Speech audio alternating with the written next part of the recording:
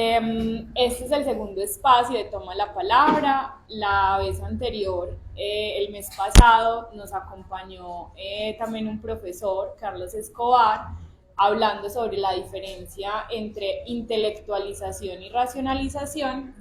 Y el día de hoy, el profesor Emerson también acogió este llamado que le realizamos para que hablara de la función que tiene la familia en las prácticas de crianza.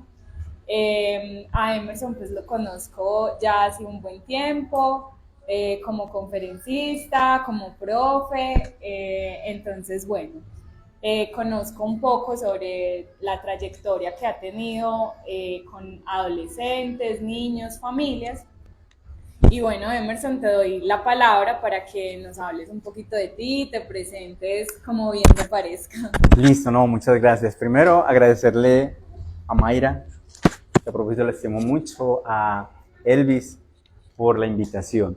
Y la idea, pues, como lo habíamos hablado con ellos, es hacer algo conversadito. Y si bien yo aquí tengo como un apoyo, pero no es como la razón de ser pues una conferencia, una clase, sino que es como para que con estos medios didácticos la charla pueda irse como dando de manera más dinámica, más activa. Pero es solamente eso. Yo no sé si me puedo hacer allá, cambiamos. Listo, hágalo. Qué pena la logística. Sí, y... Está bien. Exacto. ¿Te quieres hacer en el pub? Mira, si de pronto aquí queda bien. Sí. Perfecto. Entonces, para que aquí tengamos eso. El apoyo. ¿Qué le pasó? Perfecto. Entonces aquí, ahora sí. Emerson, Listo. ¿te parece si comenzamos de pronto con la pregunta de, bueno, te hicimos la invitación y te propusimos, por ejemplo, arrancar a partir de una pregunta? Entonces, contanos un poco cómo lo preparaste, qué piensas, esa pregunta que te hicimos, ¿cierto? Bueno, el nombre le dije, no, usted tranquilos, pongan el nombre, pero enseguida yo les voy a contar algo sobre la experiencia. Okay. Entonces, uno dice, bueno, la familia tiene funciones, ¿cierto? Entonces, hay muchas funciones. Entonces, no es un secreto, pues, que dentro de esas funciones estén las denominadas prácticas de crianza. Entonces, cuando yo estuve revisando y estuve pensando, bueno, ¿qué podría ser útil, de pronto atractivo para poder comentar? Entonces yo dije, bueno, aprovechando que mi formación es más en la clínica infanto-juvenil, entonces dentro del trabajo de evaluación y diagnóstico infanto-juvenil hay una parte que es muy importante y es la evaluación del ambiente del desarrollo. O sea, uno evalúa cómo va el niño en la parte interna, cómo va el adolescente, pero también uno evalúa el contexto, ¿cierto? Y dentro de ese contexto está el ambiente del desarrollo, que normalmente pues se denomina familia. Listo, entonces lo primero es contarles desde la experiencia cómo hacemos ese proceso de evaluación, de valoración, pero no para nosotros, sino para poderlo también transmitir a los usuarios, que finalmente son los que deben llevarse pues una serie de recursos, una serie de elementos que los puedan poner en práctica o que por lo menos los puedan reflexionar en la función que cumplen ellos como cuidadores, ¿cierto? Entonces, yo dije, bueno, hay muchos libros, hay muchos autores que han trabajado el tema de la familia. Entonces, definiciones de familia desde la antropología, desde la etnología, desde el derecho, hay muchísimas. Yo me apoyo mucho en mi trabajo en tres autores: Salvador Minuchin, Mauricio Andolfi y hay otro autor que ha trabajado mucho el tema de las familias, es Jorge Barudi, ¿sí? Y ellos dicen, la familia, ante todo, es un sistema vivo, es un sistema vincular, social, ahí entra la parte cultural, histórica, política, entonces depende del contexto, ¿cierto? La familia es un sistema interactivo y dinámico. Eso sería pues como una muy buena definición de... Y yo les traje dos definiciones que son como muy pertinentes para darle introducción a lo que es el tema puntual que tiene que ver con las prácticas de crianza. Listo, entonces, de un texto de psicoterapia de familia, 1991, dice, la familia es un grupo natural que elabora pautas de interacción en el tiempo y que tiende a la conservación y a la evolución. Es el grupo celular de la sociedad, una institución que ha existido a lo largo de la historia, ha compartido siempre las mismas funciones, entre ellas las de crianza de los hijos, la supervivencia y la común unión de los miembros de esta. No es una entidad estática, sino que está en continuo cambio, al igual que los contextos o los momentos históricos donde se encuentra la familia. La familia es el marco que contiene a los miembros que crecen en ella. Se le concibe como un sistema abierto, como una totalidad, y donde cada uno de los miembros está íntimamente relacionado y por lo tanto la conducta de cada uno influye o depende de ese sistema. Listo. Entonces miren que esa es... Y Mauricio Andolfi también, que es un médico, terapeuta familiar, italiano, dice, la familia es un sistema relacional y abierto que está en constante transformación y adaptación para preservar el crecimiento de sus miembros. Listo, entonces miren que allí tenemos como un sistema vivo o evolutivo, ahí es donde se da el nicho, donde transcurre el proceso evolutivo de cada uno de nosotros. Es imposible pensar el desarrollo humano sin un contexto de desarrollo. O sea, tiene que haber un sistema. Ya posteriormente vamos a ver qué tipos de familia. ¿Sí? Hay familias institucionales, familias que son de origen, familias que son reconstituidas, familias monoparentales. O sea, hay diferentes tipos de familias. Pero antes de que continúes, sabes, me parece muy interesante como dos aspectos de los que hasta ahora has mencionado. El primero es que la familia se puede entender como un entorno de desarrollo, ¿cierto? Sí, un contexto. Un contexto de desarrollo, ¿cierto? Como que interesante esa definición, cómo la podemos pensar al momento de realizar como o entrar en contacto pues como con el niño, el adolescente.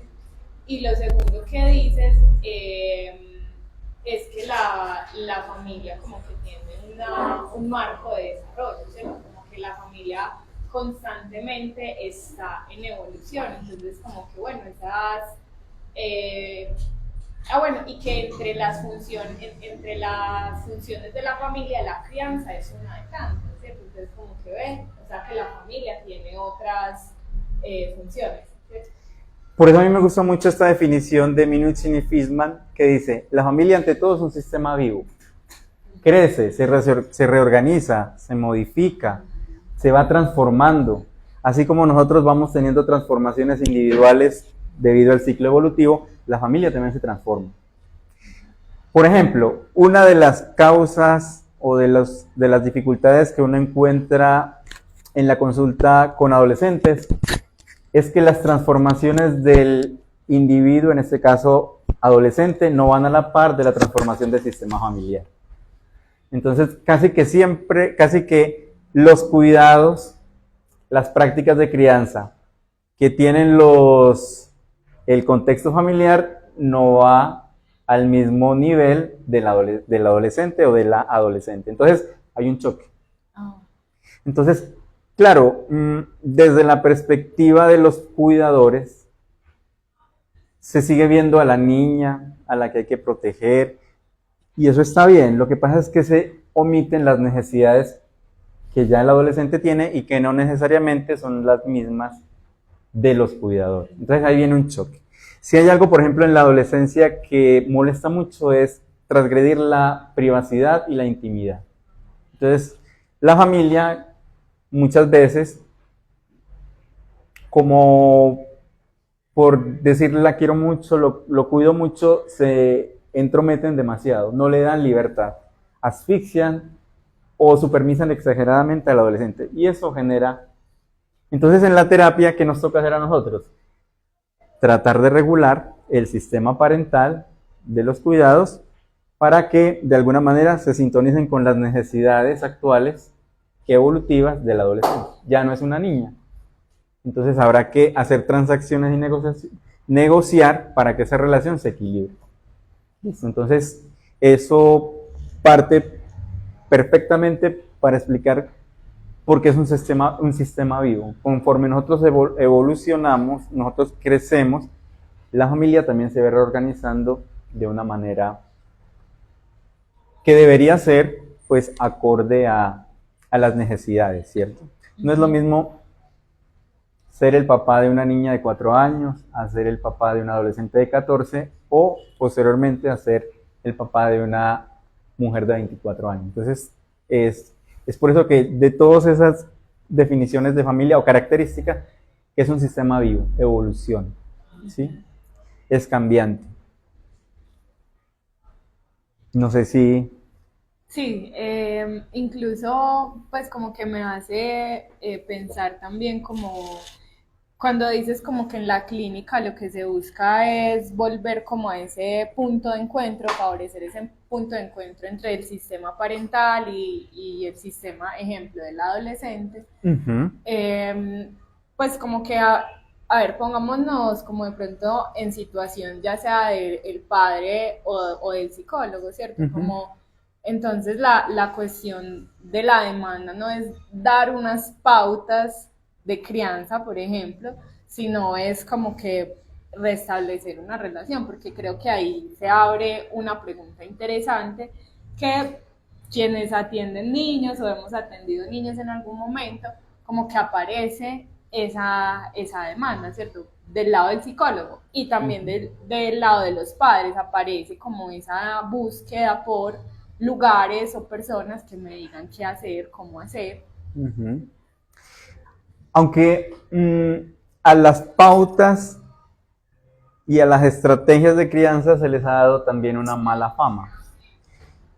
Pero quizás porque a veces se confunde la práctica con la pauta, ¿cierto?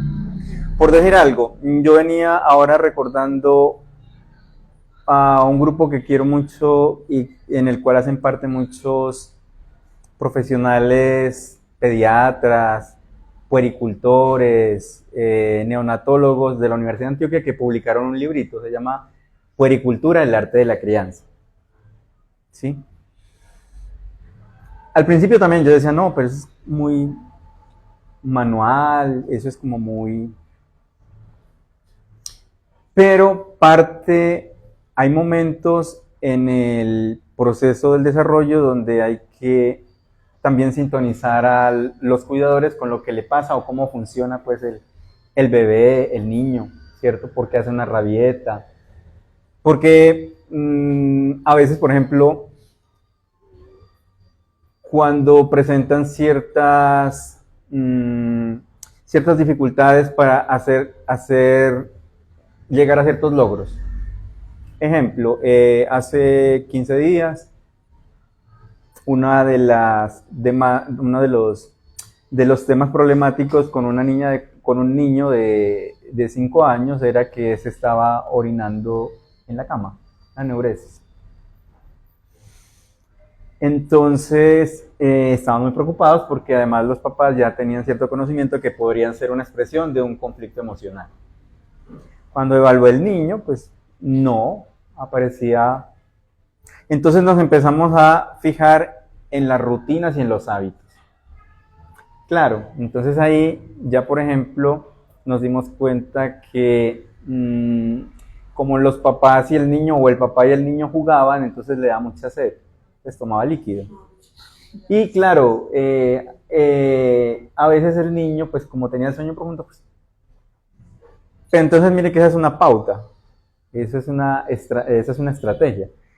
Entonces, pauta es una estrategia. Sí, una pauta, estrategia, eso es puericultura, saber cómo funciona, en este caso, el mecanismo pues de la micción para evitar que el niño, pues, entonces no era tan emocional, ¿cierto? No era una práctica, sino era...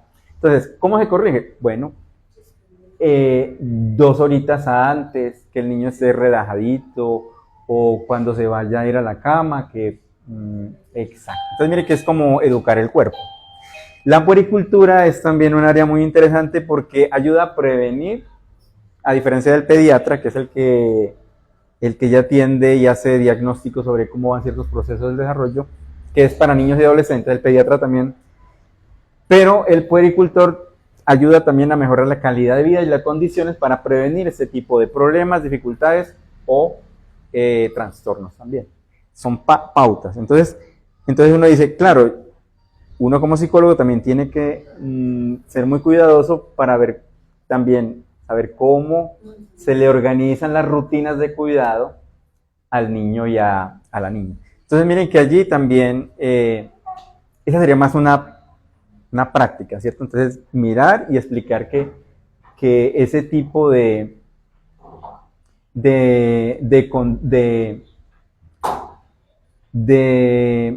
la manera en la que el niño se está yendo a la cama, pues esa es la que está provocando eso. Entonces también, entonces eso ahí tenemos sería práctica, pauta, recomendación, puericultura. Puericultura, el arte de la crianza. ¿Cómo hacer al bebé? ¿Cómo interpretar cierto tipo de llantos del bebé? ¿Qué pasa si el niño empieza a rechazar el seno? Entonces mire que son cosas que son más como de la educación, aprender a conocer cuáles son las necesidades del niño o del adolescente en ciertos momentos para saber, en la medida que yo las entienda, yo actúo. Emerson, te van a hacer una pregunta. Claro. Bueno, hola, ¿cómo estás? Hola. Feliz y agradecida de que estés acá dándonos estos conocimientos tan increíbles. Más que una pregunta es de pronto como reafirmar un poco lo que estás contándonos. En mi experiencia, trabajo con primera infancia y los casos que nos llegan de los papitos es muy desde, hay una conducta en el menor y la asocian siempre a un trauma o la asocian siempre a que algo está disfuncional en el niño. Pero cuando pasamos a hacer lo que nos acabas de comentar y es sondear cómo es la pauta o la vivencia del menor, uno va detectando este tipo de cosas. Algo como que consume agua genera que el niño se orine en las noches, sería algo que un papá no se puede imaginar muchas veces. Siempre lo van a atribuir a, si el niño se orina, posiblemente hay un abuso, porque eso es lo primero que te van a decir a ti en consulta. Es que el niño se está orinando, el niño no se orinaba, entonces es víctima de un abuso. Entonces mire que hay que empezar a desmontarle los papitos de pronto el sistema de creencias de que todo está arraigado a o un abuso o un diagnóstico y más lo que es en sí esa pauta o cómo yo como miembro activo de la familia estoy acompañando a mi hijo o a mi hija. Era más como por este lado. Muy bien. Hola. Hola, profe. ¿Cómo está? Muy bien. Muy bien. Sí, también acá muy contenta de volverlo a ver. No quiero como conectar lo que ustedes están nombrando, porque en esto que menciona como pauta o práctica, finalmente hay una contextualización y una conexión con esa experiencia individual. Y creo que la crítica ahorita frente a esto de las pautas de crianza, que cuesta bastante como nombrarlo así, tiene que ver con unas formas de descontextualizadas, ¿cierto? Y yo creo que esto se ve ahorita mucho, por ejemplo, en redes sociales, donde aparece un profesional o una profesional Claro, y no es de entrada decir que está mal, es cierto, Ajá, sino que sí veo como muchas mamás y papás angustiados porque les dan ese paso a paso y no les funciona. claro. Se Eh, generaliza. Se generaliza, sí, entonces yo creo que es no la práctica o la pauta negativa en sí misma, sino cómo se da, a partir de qué, y siempre como muy respetuoso con esa vivencia particular. Ujú. Y no son recetas, pues que se puedan generalizar. Hay que ver el caso a caso y uno analiza dentro del contexto de lo que es el entorno familiar, cómo son las pautas, las prácticas, el estilo de vida, cómo, en qué momento de la situación familiar aparece, en qué circunstancia. Entonces, mire que eso ya hace que cada caso sea diferente. O sea, entonces, por eso la crítica, como dice una compañera, dice, es cuando se generaliza, cuando se toma Como un recetario. como un recetario. Exacto. Entonces, miren que ahí ya vamos nosotros Minuchin y desde estos autores que son más, estos autores por ejemplo los trabajan mucho en trabajo social, terapia de familia, pero a nosotros nos guían mucho y sobre todo porque en el trabajo infanto-juvenil hay que evaluar el contexto. Entonces me parece muy chévere y yo pensé, dije, les voy a compartir desde donde yo me apoyo para evaluar el entorno del desarrollo. Entonces hay dos sistemas. Uno aprende de psicología de pareja lo que ustedes quieran, porque hay un sistema asimétrico que hay que evaluarlo. El papá, la mamá se ponen de acuerdo. Entonces uno sin quererlo, infanto juvenil, aprende de pareja. Y entonces ya se tienen problemas en la comunicación, es una relación disfuncional de pareja, claro, porque hay un subsistema que es el simétrico, el parental, el filial o los equivalentes, es decir, los abuelos, los que cuidan y que tienen un rol más de cuidadores. Y hay otro subsistema que lo vamos a nombrar asimétrico y que tiene que ver con los que están en nivel. Entonces, el niño con los cuidadores, el niño con los papás, el niño con los tíos, el niño con... Incluso aquí los equivalentes también se puede ver cómo es la relación del niño con el profesor, con la docente, con el que... con quien el niño ha establecido un vínculo. O sea, y los simétricos son los iguales. Quienes de pronto conocen los familiogramas, todos los que están en una misma jerarquía son simétricos. Y los que van así, de arriba abajo, de abajo arriba, son asimétricos. Entonces los equivalentes son los padres, padres con los cuñados, los abuelos, los docentes, en este caso serían pues los niños entre niños, con los primos. Entonces ahí tenemos pues, si uno va a los, por ejemplo, en algunos formaticos ya dicen qué tipo de familia es. No solamente le piden que haga uno la reconstrucción de la familia, la descripción, que para eso utilizamos el familiograma.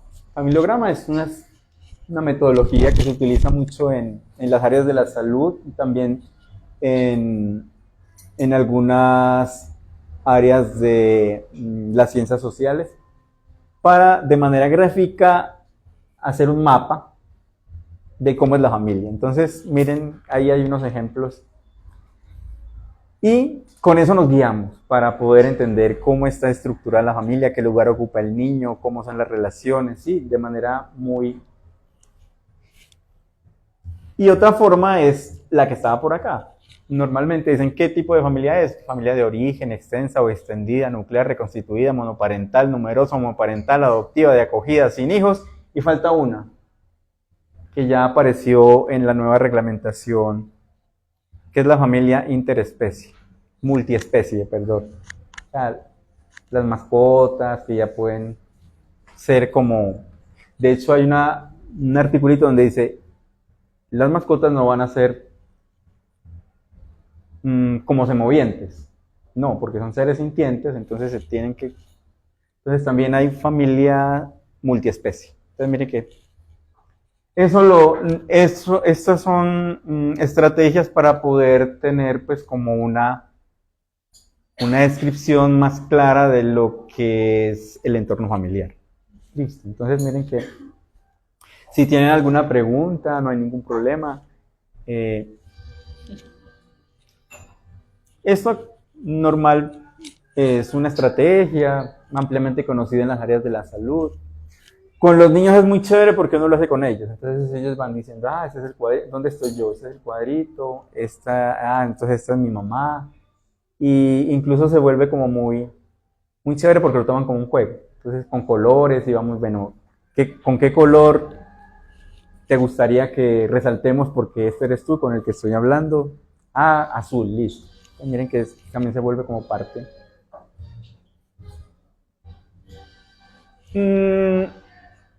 Las familias tienen unas funciones. La principal es la del cuidado, no solamente de los adultos hacia los niños, sino entre todos. Los vínculos evolutivamente se han entendido como una forma de supervivencia, ¿sí? ¿Para qué nosotros nos vinculamos, nos asociamos, hacemos alianzas con otros? Porque hay una función básica del cuidado. Somos seres sociales, entonces la socialización, a través de la socialización se dan muchos intercambios. Entre ellos, por ejemplo, si uno va a una teoría social del desarrollo Vygotsky, la cultura como el representante de lo social por excelencia es la que potencializa el desarrollo. O sea, ese es Pero también hay una función de afecto, regulación, expresión, manejo del afecto, que ahí es donde aparecen muchas dificultades en la familia. Tienen claro cómo es el cuidado, tienen establecidas rutinas, roles, pero el afecto. Entonces, niños con problemas en el comportamiento, adultos que tienen dificultades para manejar los estados emocionales de los niños. Por el afecto también entendemos que el cuidado es una experiencia que agota, que fatiga. Entonces es importante reconocer que el cuidador también se agota, es normal. Lo importante es poder tener relevos o poder gestionar ese agotamiento para que no se convierta en otra cosa. ¿Listo? Pues la familia, ese tema de la reproducción yo lo pensaba y decía, bueno, garantizar que se perpetúe la especie. Claro, tiene que ver también con la descendencia, con los lazos pues no solamente de consanguineidad, sino con los lazos filiales, ¿sí? O sea, el sentido de pertenecer, de tener un lugar, ¿sí? El tema de la espiritualidad, las creencias, los valores y el tema de la salud, que es como el área que garantizaría el crecimiento y el desarrollo adecuado. Esto está tomado también de estos trabajos que tienen más como centro de interés la terapia de familia. Entonces, son áreas que también se pueden evaluar.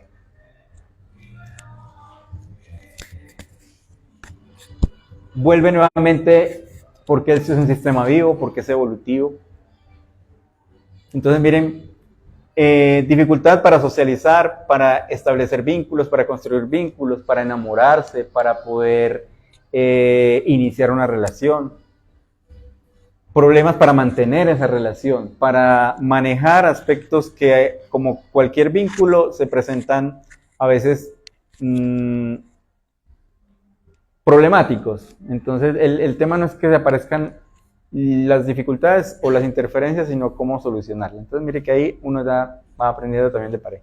Luego, viene, ya cuando se constituyen y aparecen los hijos, aparecen los problemas con los hijos, para la supervisión, para la parentalización, para la crianza. Y finalmente, pues también pueden aparecer otro tipo de dificultades que afectan a la familia cuando ya llega un punto donde los hijos necesitan también tener independencia, que es lo que a veces se nombra como la metáfora del nido vacío, que sería, entonces miren que ahí aparece. Emerson, viendo ese esquema que nos presentas y, bueno, de pronto me corriges si estoy equivocada, pero cuando lo nombras como crisis o problemas evolutivos de la familia, es como algo que, digamos, sí o sí va a aparecer, ¿cierto?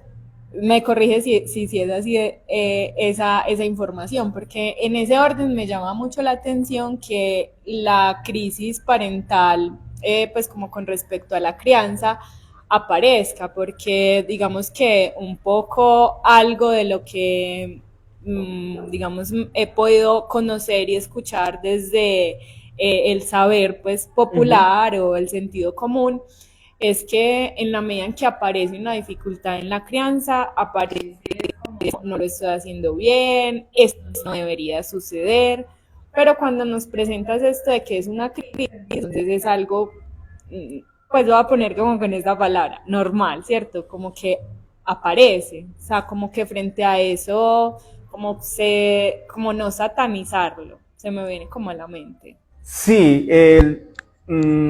es como los retos que conllevan la crianza, ¿cierto? Entonces, no necesariamente lo que le pasa a una familia en la crianza es lo mismo que le pasa a otra.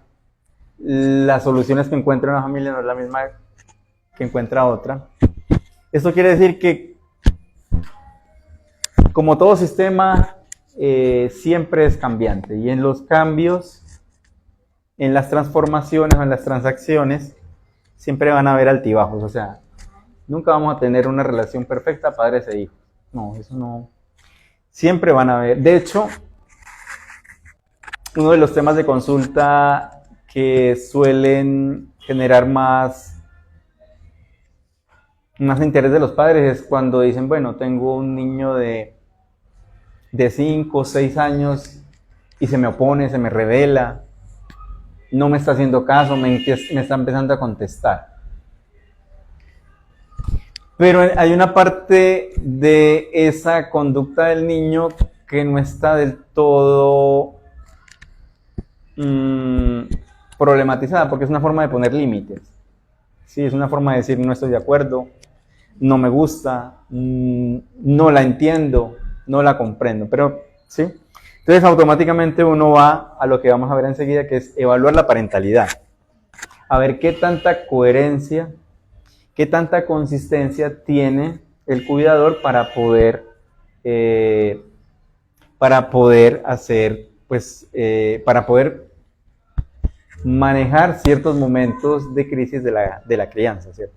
El problema es que cuando no se encuentra la estrategia, cuando no se puede encontrar el recurso para resolver la crisis, eso es lo que sí va a generar pues como una especie de interferencia, y puede llegar a provocar pues ciertos desajustes que más tarde pueden verse agravados como un problema a nivel de la conducta, un problema a nivel pues como de la regulación o de la autorregulación, de la autonomía también del niño. Entonces, pero todo este tipo de dificultades se presentan, ¿sí? Y sobre todo en los ambientes de crianza. Es como esperar también que en las escuelas, en los grados preescolar, primero y segundo, no haya un evento de peleas o discordia. Entonces, lo que el docente hace es, bueno, generar una estrategia para resolver ese conflicto, por ejemplo, yo recuerdo que en una experiencia que tuve en una institución educativa, la docente de primero decía, listo, ¿qué pasó? Hubo una pelea, se agarraron. Entonces ellos hacían plenaria. Entonces vamos a escuchar a la parte 1 y vamos a escuchar a la parte 2 y vamos a escuchar los testigos, a ver. Entonces hacía como una especie de juicio oral, y me parecía muy chévere. ¿Por qué? Porque no involucraban directamente a los padres, sino que decían, lo vamos a resolver entre nosotros. Listo, no seamos amiguitos, pero entonces no nos peleemos. Listo, ustedes me van a ayudar también para que los compañeritos cumplan el trato, pues. Sacaba 10 minuticos de su clase y hacía ese ejercicio.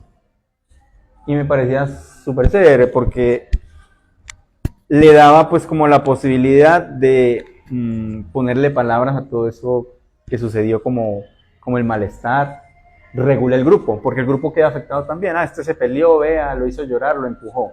Entonces, ¿qué hace la profesora? No, vamos a asamblea de urgencia, a última hora. Sí, asamblea extraordinaria, listo. Esa estrategia está muy interesante. Y se sentaban. Y cuando yo miraba eso y funcionaba, y los niños, vea, otra vez volvían. Y en la asamblea también. Ellos mismos decían, profesora, vea, pasó esto, tal, la asamblea, vamos. Y mire que se le da la palabra al uno, a la prueba y los compromisos. Acá nos comprometemos, listo. No vamos a ser amiguitos, pero tampoco nos vamos a agredir. Ahí sí no se puede. ¿Cuánto invertía de su tiempo la docente? 10, 15 minuticos. Pero mire que eso le ayudaba a regular el grupo. Después el grupo tenía también la facilidad de poderse sintonizar pues con los temas de clase. Entonces mire que eso funciona también porque lo digo lo del grupo en la escuela, porque también funciona como un sistema de, o sea, es inevitable que se crean vínculos, que haya que regular. Entonces en la familia pasa algo parecido también. Ojalá en las familias también, asamblea, venga, ¿qué pasó? Venga, ¿a usted qué le está pasando? Sería una buena forma de poder como gestionar y exacto. Sí, porque finalmente estoy dentro de un sistema y ese sistema de alguna u otra manera se va a ver afectado. Listo, entonces no sé si... No, hasta ahí podríamos continuar, no sé si alguien más, ¿no? En el chat tampoco. Aquí ya vamos llegando al tema específico, pues. Miren que hay 7 áreas en las que uno evaluaría el entorno de desarrollo, de cuidado o de la familia. La comunicación, la intimidad, privacidad e individualidad de los miembros, las jerarquías, los roles y las funciones. Todo lo que tiene que ver con las reglas, las normas, la autorregulación, hetero y autonomía, a quién hay que cuidar, quién ya se puede cuidar por él mismo, a quién se delega. Los objetivos como familia, que eso es lo que tiene que ver con cambios y transformaciones. ¿Sí? Objetivos y metas.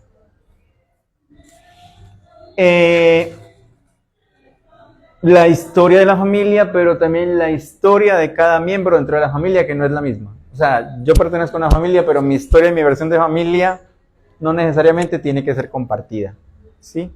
Y eso también es algo... Y como en todo individuo, hay recursos y obstáculos internos y externos que pueden, en cierto momento, facilitar o interferir en el desarrollo o en el funcionamiento familiar. Listo, esa es pues como la parte en la que se evaluaría, ¿cierto? La parte... Estos son aspectos que se deben evaluar o que el psicólogo, pues, si atiende a un niño o a un adolescente, debería tener en cuenta. Claro, porque esto me está dando una idea de cómo es el entorno, cómo son las relaciones. Por ejemplo, el tema de la intimidad, privacidad e individualidad en los adolescentes, casi porque los padres tienden a ser demasiado sobreprotectores, muy intrusivos, vigilan, revisan, se le meten al cuarto, le ven las... Entonces eso se vuelve un tema bastante problemático, porque automáticamente se rompe una regla o la norma se vuelve muy coercitiva, muy punitiva. Entonces, ¿qué hace el adolescente? Reacciona. Entonces, ¿Se debería de hacer de esa forma o cambiar, pues como plantear alguna estrategia para que los padres o la madre, que es la que más está ahí pendiente, lo pueda hacer con su hijo de una forma que no viole su espacio?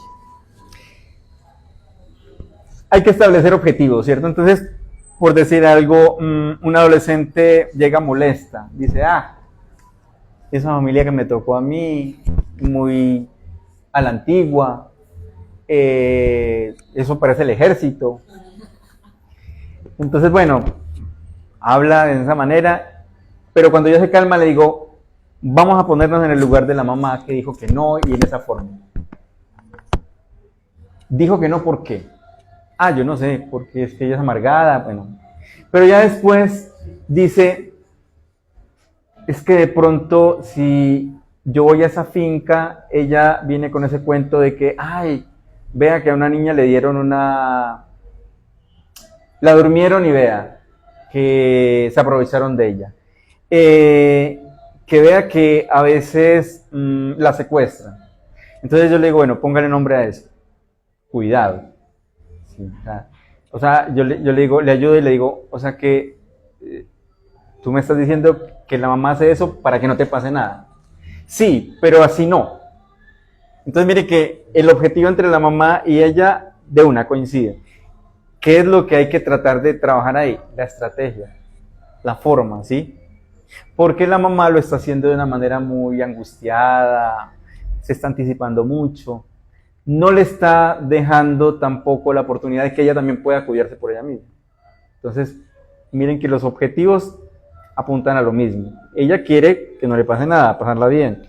La mamá quiere que no le pase nada, pero la forma es la que no exacto, no coordina. Listo. Entonces mire que ahí se puede. Y prácticas, pautas, acciones de crianza. Hay una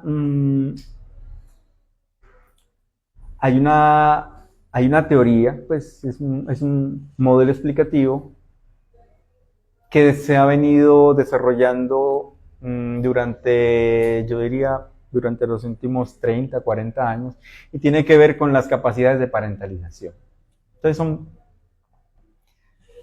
son 5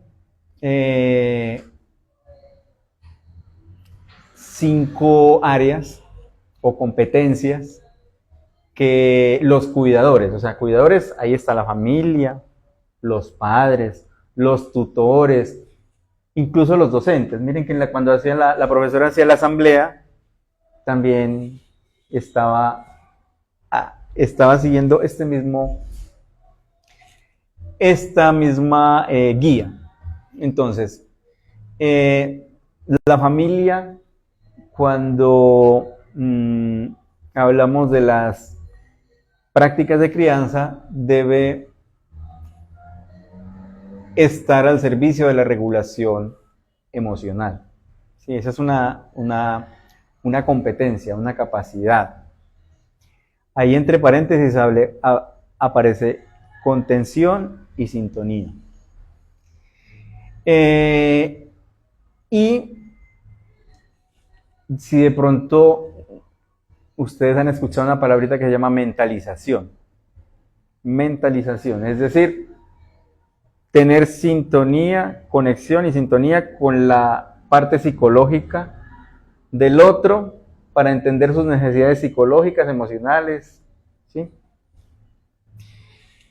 La regulación emocional es una de las competencias que, como por todo este tema de las transformaciones, los trabajos, todas las dinámicas actuales, a veces se ve muy comprometida. ¿Por qué? Porque la disponibilidad emocional, la conexión emocional, en cuanto a contención y sintonía, debe tener unas características. Entonces, a veces se confunde contención y sintonía con estar junto.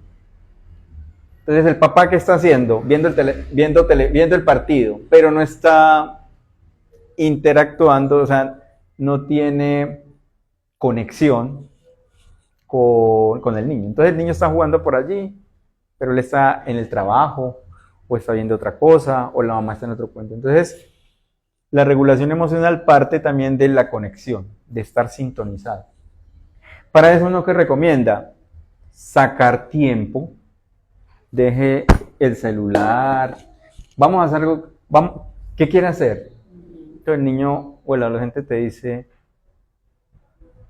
me gustaría hacer tal cosa, listo. Entonces es como estar disponible emocionalmente para las necesidades del otro. Porque si no pasa, no, yo lo saco todos los días, todos los fines de semana lo llevo al centro comercial. Todos los centros comerciales los llevo acá, donde hay una serie como de toboganes. Pero realmente de conexión emocional hay muy poco. Pues el niño y el adolescente sienten que hay como ese vacío. Entonces, tener en cuenta con la sintonía cuáles son los intereses, cuáles son las necesidades, cuáles son los gustos, ¿sí? Que es eso en lo que uno trata de decir. Y hay que sacar tiempo de calidad.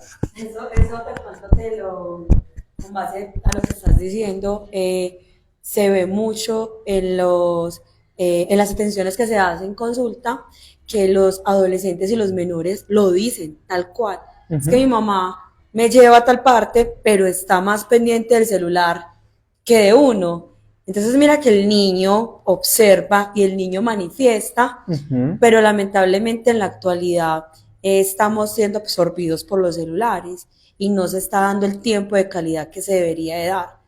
Entonces es muy, se ve, yo diría que de 10 familias, se podría decir que 8 familias están cayendo lamentablemente en este tipo de situaciones. Exacto, mire que esa es una de las capacidades que más comprometidas están. Emerson, desde tu experiencia, ¿qué crees que favorece esta contención y sintonía? Pues si le hacemos la conexión como, bueno, hace parte de una de las capacidades respecto a la crianza, como esto que favorecería. Perfecto, aquí yo les voy a dejar también al final, si quieren, compartiendo. Aceptar.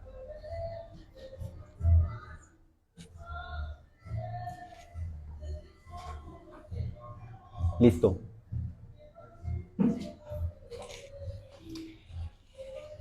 Viene también expresada desde el momento evolutivo, ¿cierto? Entonces hay una base que es lo fisiológico. Todo lo que tiene que ver con eso nosotros lo llamamos homeostasis o equilibración, pues, de la parte. Listo. Pero a diferencia de lo que es el cuidado y la heteroconservación que tiene que ver con la alimentación, quiere decir, poderle dar garantía de cuidado, seguridad, estabilidad emocional al niño, ¿sí? Comprender que como todo ser dotado de un conjunto de emociones, esas emociones nos sirven para adaptarnos a ciertas circunstancias. Entonces el niño va a llorar, se va a enojar, se va a molestar, pero es función del cuidador tramitar y devolver de manera organizada y con sentido esa experiencia. Entonces, ahí se suele también, por eso decíamos eso, porque viene automáticamente la parte de la norma. Se castiga al niño, se regaña al niño y muchas veces el niño no sabe ni qué sintió ni cómo lo sintió. Entonces, es la manera en la que se reconocen estados emocionales del niño. El niño no es capaz todavía de poder darle sentido y de manejarlos, pero para eso tiene a la figura de cuidado. Esa es una capacidad. Hay un texto que alguna vez leí y que salió publicado a propósito de los derechos del niño, en el mes del niño, y decía: yo también tengo derecho a enojarme y a frustrarme, y no por ello quiere decir que soy maleducado o que estoy desafiando a la autoridad. Entonces, hay padres que dicen: sí, está enojado, y está bien que estés enojado, y estás molesto, perfecto.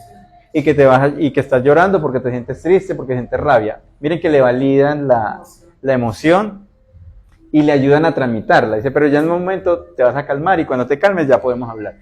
Pero estos que no le permiten al niño eso. ¿Por qué? Otros cuidadores. Exacto. Entonces mire que ahí viene ya una... Entonces, con este tipo de experiencias, lo que vamos a obtener más adelante es a niños que tengan un desarrollo de la mentalización, de la capacidad reflexiva, de poder reflexionar sobre lo que le pasa, de poder saber actuar en ciertos momentos o en ciertas experiencias de estados emocionales. Entonces, mire que eso es lo que facilitaría esa primera capacidad, ¿sí? Tengo una pregunta, pues quisiera conocer no tanto opinión, no sé, sobre la cantidad y calidad del tiempo y esto que se escucha que es más importante la calidad que la cantidad. De hecho, en 1900, cuando empezó la Organización Mundial de la Salud, por allá a finales de los años 40, una de las primeras inquietudes fue: es necesario que para el desarrollo adecuado de los niños pequeños, los papás deben estar allí siempre presentes y ser los mismos, o habrá algún problema que de pronto otras personas, mientras sobre todo en ese tiempo eran las mujeres, van a trabajar, que se encarguen. O sea, a partir de ahí nacen todo esto de las guarderías, los centros de cuidado. Siempre va a haber un desfase, porque no es la misma persona. Porque una cosa es lo presencial y otra cosa es lo virtual. Pero en este tiempo, y teniendo en cuenta que no todas las condiciones dan para que hayan las dos cosas, uno trata como de gestionar los recursos para que aminore el impacto. Yo incluso tengo conocidos que cuando les toca viajar, ¿qué hubo? ¿Cómo le fue? Conéctese, tal cosa. Tu hermanita me dijo que estabas triste, ¿qué pasó? Contame, no me quieres contar nada, tranquilo, no hay problema. Mire que no está físicamente, pero emocionalmente está disponible. Sabes que me puedes llamar, listo, dale, cualquier cosa, estoy atento, listo. Y está la otra imagen, la que yo les decía, imagínense una persona mirando el partido, y ni cuenta se da que a veces, exacto. Entonces, se trata de aminorar, o más bien de gestionar lo que se tiene de la mejor manera, que aminore pues como Claro, lo presencial siempre va a tener muchas ventajas que no son negociables pues con la virtualidad o con una llamada, pero la llamada o la virtualidad pueden aminorar la distancia emocional, ¿sí? O un mensaje. Entonces miren que eso...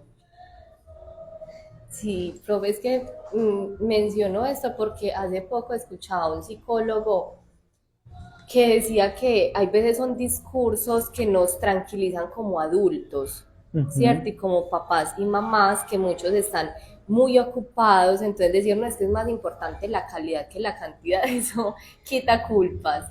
Y obviamente hay que tener una comprensión del contexto y puede haber una familia que desea muchísimo estar con su hijo o hija, pero no puede. Pero mirando todo esto y para que se pueda posibilitar realmente esa conexión, esa sintonía, pues yo pienso que realmente sí se requiere de tiempo, en cantidad también el estar con el otro nos permite conocerlo mejor y poder responder mejor a esas necesidades, dejando un poquito de lado como todas estas particularidades familiares que llevan a otras dinámicas, pero teniendo en cuenta todo esto, sí creo que se vuelve también importante, y no sé si más importante uno que otro, porque pensaba en estos términos de contención y sintonía también como desde la disponibilidad y sensibilidad, ¿cierto? Sí. No es solamente el estar, sino cómo se está. Exacto. Y lo que llamamos nosotros filialidad, vínculo, no se da de la noche a la mañana, es la historia, ¿sí? Por ejemplo, aquí la historia de los cuidados y de las atenciones es lo que llevan es lo que está enmarcado dentro de la contención y la sintonía. No cualquiera cuida, ni cualquiera es referente emocional, ¿sí? Nosotros tenemos, por eso los vínculos nos ayudan mucho a entender por qué tenemos mayor nivel de, digámoslo como de compromiso con ciertas figuras más que con otras, porque tenemos más cercanía, más confianza con otras. Claro, entonces la historia de los cuidados, de las atenciones, de cómo ha sido, también va marcando esta primera parte. O sea, si ha habido negligencia, si han habido dificultades para ayudar a organizar, regular y establecer organización en todo lo que ha sido el desarrollo del niño, pues obviamente vamos a tener más dificultades.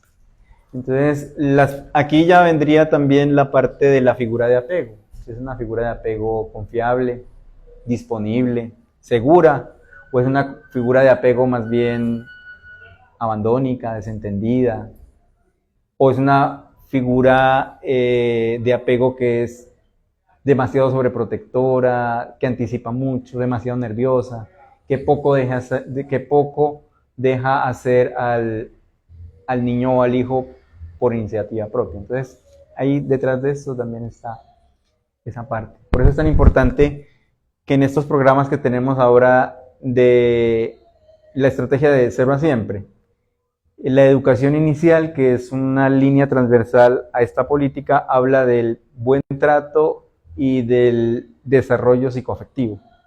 ¿Sí? Entonces,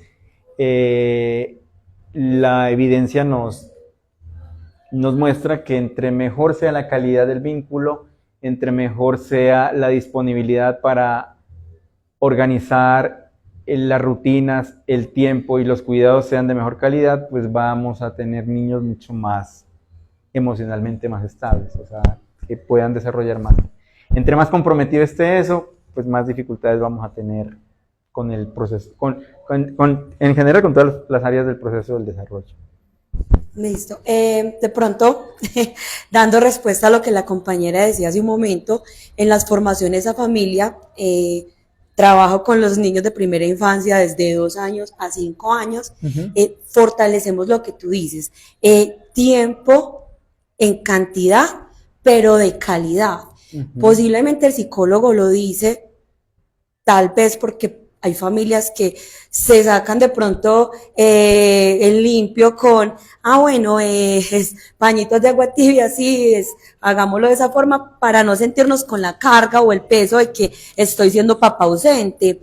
Pero ¿cuántos papitos tenemos en nuestras familias a nivel del mundo que están, pero no están, no conocen las dificultades de los adolescentes dentro de las aulas, ni siquiera dentro de sus mismas casas, y vos podés ver una mamá 24/7 ahí, o un papá 24/7 ahí, y tenemos unos papitos que están ausentes, pero saben absolutamente todo de sus hijos, cómo se siente el hijo, cómo va su proceso en el colegio, con sus amigos. Entonces lo que se trata de reforzar o trabajar en las personas o en las familias es, lo ideal será como tú lo dices, bueno, que haya buena cantidad, pero de calidad.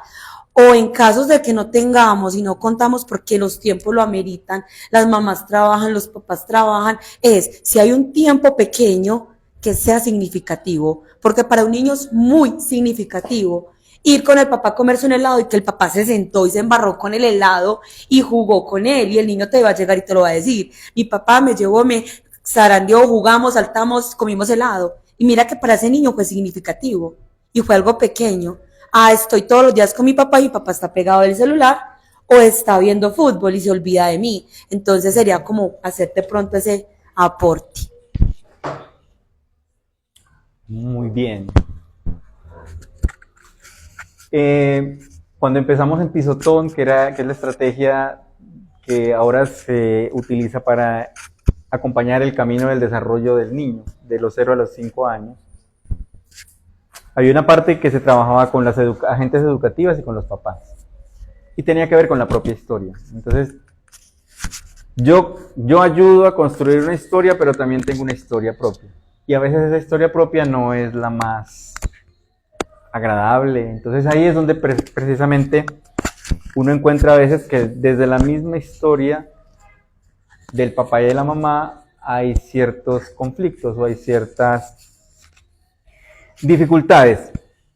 El narcisismo, la culpa, el temor, todas estas fantasías que aparecen, que no vienen necesariamente de lo espontáneo, sino que tienen algo con la historia de la propia crianza, que se pone a prueba con la crianza de otro.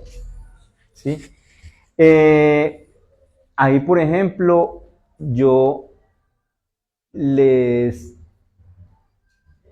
quería compartir una partecita de lo que es la psicoterapia. ¿Sí? Entonces, a veces quienes necesitan trabajo psicológico son los acudientes o los padres. Entonces, miren que cada vez que en mi trabajo me toca atender niños y adolescentes, está esto. ¿Qué pasa? Entonces, cuando yo evalúo la parte del niño y adolescente, cómo va en términos de crecimiento y desarrollo psicoafectivo, si hay aspectos clínicos a considerar. Y evalúo también el tipo de familia, las capacidades parentales, el contexto de desarrollo y de crianza. Listo. Entonces, miren que hoy la invitación que me hizo Mayra y Elvis es allá, ¿cierto? Pero uno dice, pero usted, ¿por qué está hablando? Porque o sea, no se puede uno desconectar de esto. Y siempre es un tratamiento dimensional. Entonces yo me ubico, dicen, bueno, evaluemos al niño adolescente, pero miremos a ver cómo está. Y muchas veces el tratamiento se va hacia allá. Se va hacia allá, hacia los acudientes de los padres. Porque tienen una estructura familiar, porque tienen dentro de sus capacidades hay algo que no está funcionando, que les impide pues funcionar, activar o utilizar esas funciones que favorecen esto. O sea, sin esto no se da. Y esto es reflejo de allá. O sea, esa es la parte. Por eso es que en la psicoterapia con niños y adolescentes también uno tiene que tener conocimiento de la psicoterapia de familia, que normalmente, pues en el contexto conozco muchas colegas de trabajo social, ¿sí? Entonces miren que esa es la parte. Allí, por ejemplo, cuando dice es la culpa, entonces por la culpa a veces el cuidador se vuelve más condescendiente. Entonces, si yo no me pongo en función de regular, porque si estoy regulando estoy frustrando y me siento mal, porque entonces ¿por qué lo voy a regular si yo lo abandoné? Entonces ya es un tema de la experiencia del cuidador, ¿sí? Porque esa situación de estar separado del niño lo vive como abandono, más no como una separación, que debería ser una separación, ¿sí? Y perfectamente, si se hacen procesos de transición, las separaciones no tienen que ser problemáticas. Las separaciones, de hecho, favorecen la autonomía, la independencia, ¿sí? Es sano que el niño a veces tenga espacios para él solo, que no quiera estar con los papás o que quiera estar con los amiguitos. Dentro de la psicoterapia de pareja también a mí me llamó mucho la atención una definición que lo utilizan los colegas que trabajan en esa área y dicen: es una relación de dos donde se respeta la autonomía de cada uno. ¿Sí? Porque cuando se fusiona se convierte en otra cosa, pero cuando tampoco se vinculan es otra cosa. Entonces, una relación de pareja funciona en la medida que se puedan establecer áreas compartidas, pero áreas individuales, que no se pierda la individualidad. Entonces, mire que vuelve otra vez como el tema del equilibrio.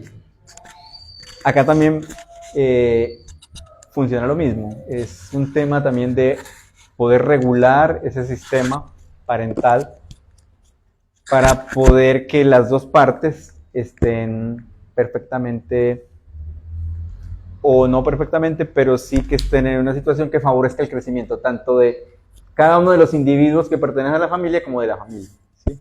Entonces, ese es el tema que quería mostrarles aquí, pues que ya es un tema de psicoterapia, pero para mostrar cómo es el trabajo que se hace. Y obviamente, pues las expectativas de cambio, de transformación, de mejorar las condiciones de vida, la calidad de vida, de disminuir la sintomatología, de propender mejor adaptación, va a tener más, digámosle, se va a potencializar más si está en todo esto. Si usted quita a los padres, o si usted quita eso, pues, si es un niño que de pronto está en una institución, está institucionalizado, está en un hogar de paso, las personas que estén al cuidado, las personas que estén brindándole la atención y el cuidado a ese joven o a ese adolescente, esas serán pues como las figuras cuidadoras. Entonces, eso es como lo que quería, también aprovechando la pregunta. Ven que habías alzado la mano. Sí, con confianza, lo que... Emerson, en virtud pues también como del tiempo que tenemos planteado y planeado, pues se nos ha ido bastante rápido, usted conversa muy bueno, escucharlo es muy bueno.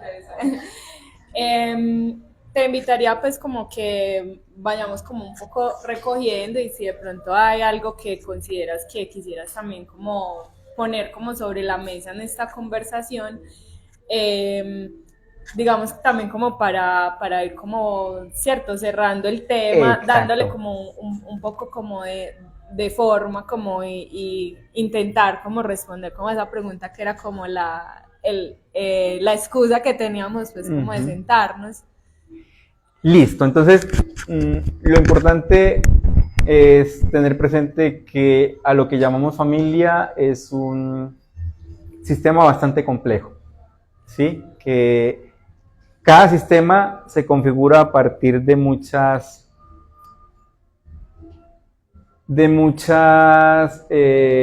digámoslo, de diferentes experiencias. Cada uno de nosotros tiene una historia, tiene una forma de vincularse, listo. Entonces, el contexto familiar, que es el contexto del desarrollo, tiene una dinámica. Aprender a identificar cómo es esa dinámica, aprender cómo son las transformaciones, aprender a identificar qué es lo que le pasa a cada uno de los miembros de la familia, de acuerdo a su contexto evolutivo, de acuerdo a sus roles. Aprender a reconocer también cuáles son las dificultades, los momentos de crisis, cuáles son los recursos también. Me parece que es una muy buena forma de aprender a gestionar y a optimizar lo que se tiene, ¿cierto? No hay un ideal de familia, ni de práctica de crianza, eso depende o sea, cada familia es como un individuo, no tenemos dos individuos que sean exactamente iguales, que sientan exactamente igual. En el Reino Unido, a propósito de la celebración de la oveja Dolly, una etóloga escribió lo siguiente: hemos replicado copias exactas de Dolly, pero no en el mismo momento y con las mismas experiencias. Por lo tanto, es una oveja diferente. Lo mismo, si uno pensaría, vamos a volver a clonar a esta personita y la vamos a, así la ponga en la misma familia, va a ser diferente. Porque las variables, por eso es que siempre es dinámico, interactivo.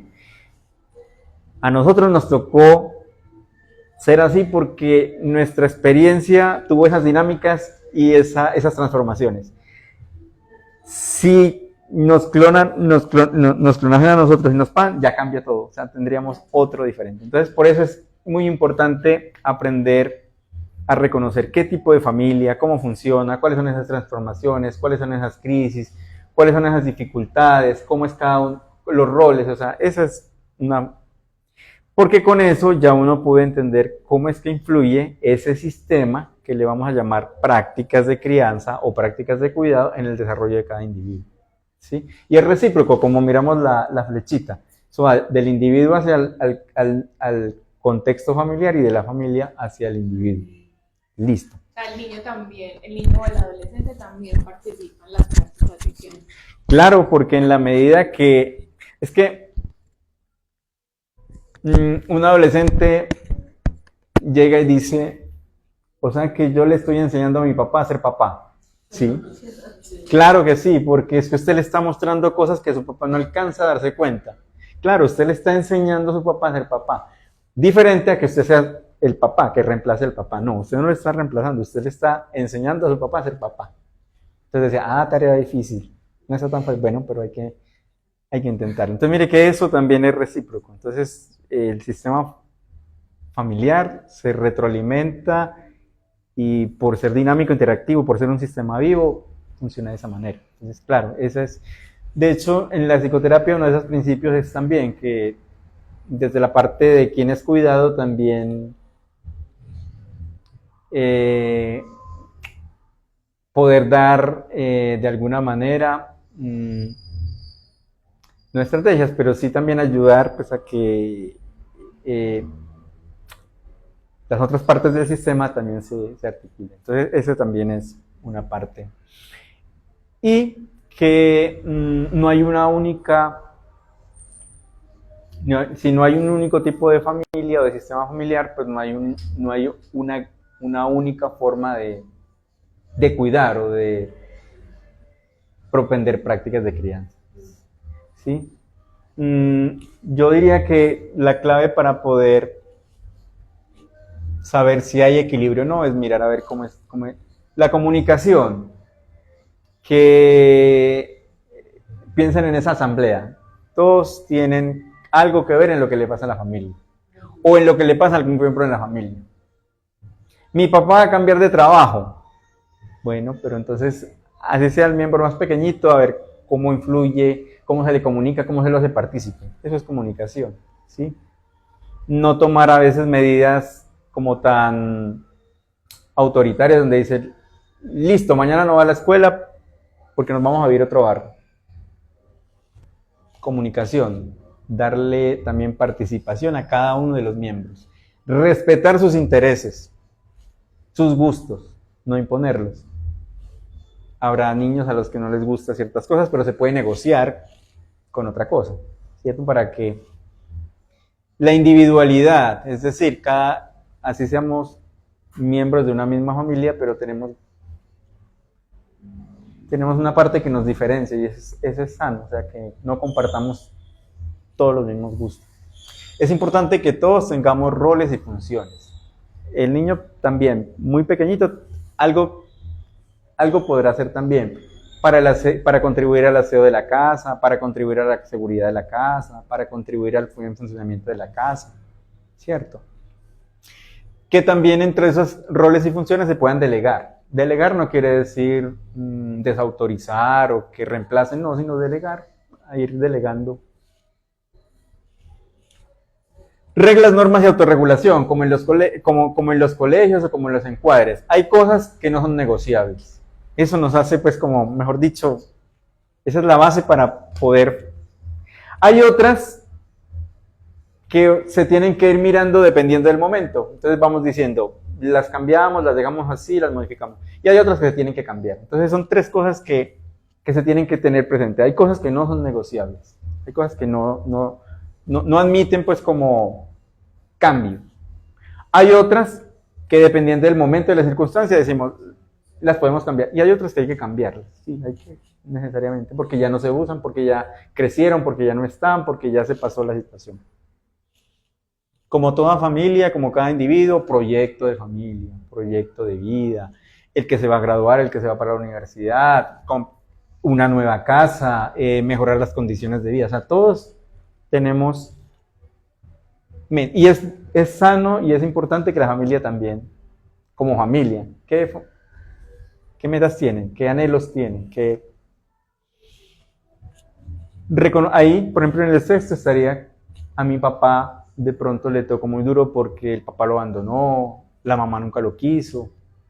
Pero eso no quiere decir que como miembro de la historia de esta familia necesariamente tenga que reeditar, repetir, replicar, sino que ahí viene ya el tema de en esta familia hay otra historia. Y que cada historia que tiene cada miembro de la familia no necesariamente tiene que ser la misma. Cada uno tiene una versión de papá, de mamá, el papá y la mamá tienen una versión de hijo. Entonces eso y reconocer qué obstáculos tenemos dentro de la familia,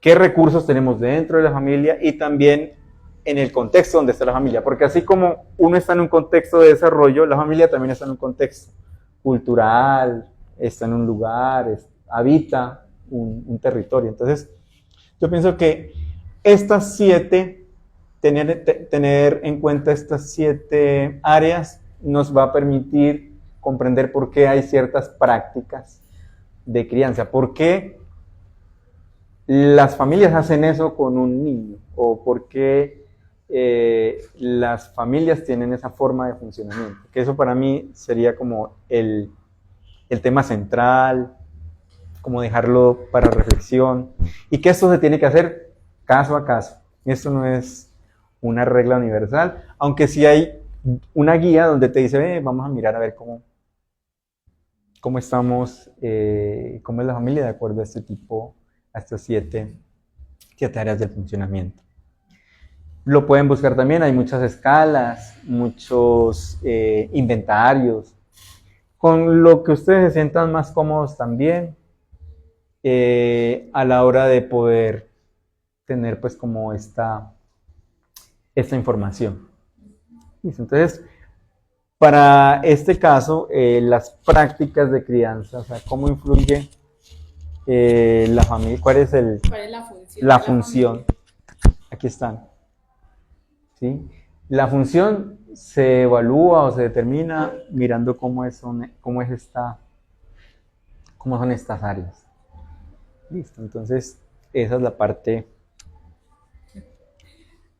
Bueno, Emerson, muchísimas gracias por habernos compartido pues el conocimiento, lo que a lo largo pues como de tu práctica has organizado, recogido, ¿cierto? Como que te permite también esa intervención, porque sin duda cada que uno se sienta a hablar contigo como que hay algo que queda, ¿cierto? Ejemplo, la asamblea, ¿cierto? Como que esas pequeñas Sí. viñeticas, porque que son muy valiosas al momento como de darle ya como sentido a esto, como entonces aterrizarlo. Entonces, muchísimas gracias por habernos compartido eso, siempre un placer, como decía ahorita, uno no se da cuenta que pasa el tiempo, pasa muy bueno. A quienes están acá de manera presencial, agradecerles por haber acogido a la invitación, por las preguntas que realizaron, quienes se conectaron en este momento y que luego lo van a ver pues en diferido, también agradecerles. Invitarles también al próximo espacio de Toma la Palabra, porque este mes en particular no fue una persona, sino que, o más bien no fue solo un espacio, sino que van a ser 2. Este mes lo dedicamos como a pensarnos la crianza, la función pues como de la familia y de los padres. Entonces, ¿me confirmas la fecha, porfa? El 21, a la otra semana, va a ser el espacio de Toma la Palabra, alrededor de quién es el paciente en psicoterapia cuando se trata pues como de la atención infantil. Entonces, bueno, les dejamos la invitación para que nos acompañen dentro de 8 días y sin más, damos por finalizado este espacio. Listo, muchas gracias. A usted. Era la despedida para cerrar el espacio.